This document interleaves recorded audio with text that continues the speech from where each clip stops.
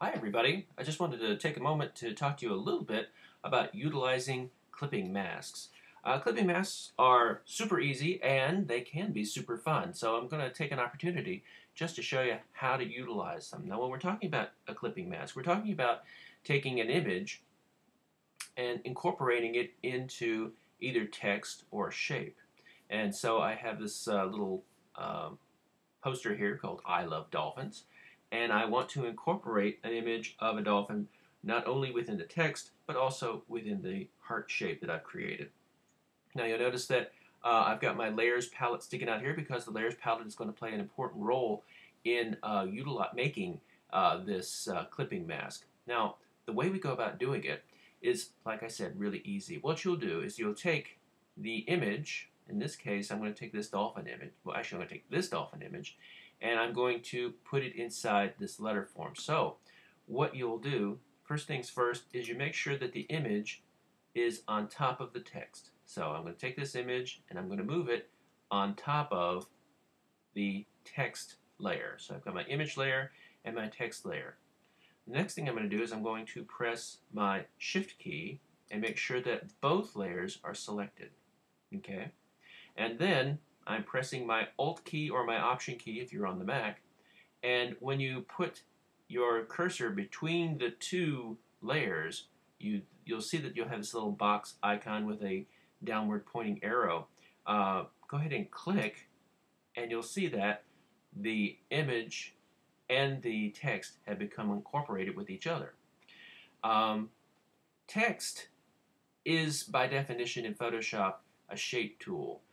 It's basically built of vectors and the lines between them, which is basically math. With that said, we can do the same thing with shapes because shapes and text are both vector based. So with this I heart, I'm going to take this heart image and I'm going to take the image layer and put it on top of the vector shape. This is an important thing. If you try doing it the other way, where the vector's on top of the image, it doesn't work. So you have to make sure that the image is on top of your vector shape or your type.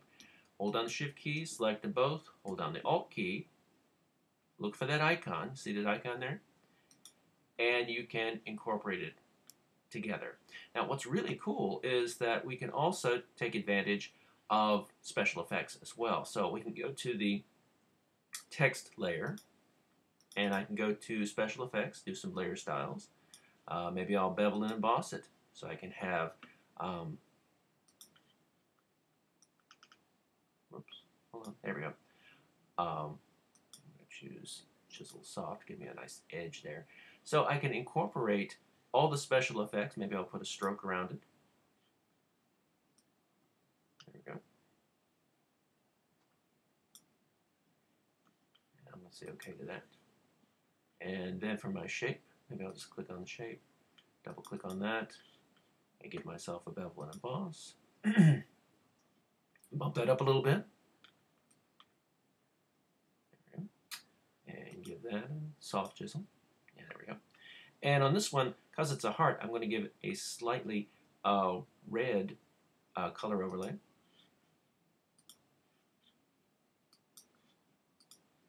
All right, let's back it off so we can see the dolphin, but I can still have it sort of red tinted and have drop shadow on that.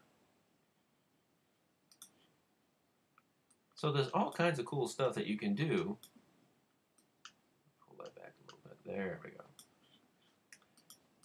There's all kinds of cool stuff that you can do with the clipping mask, and I hope you'll take advantage of it because it really is a lot of fun.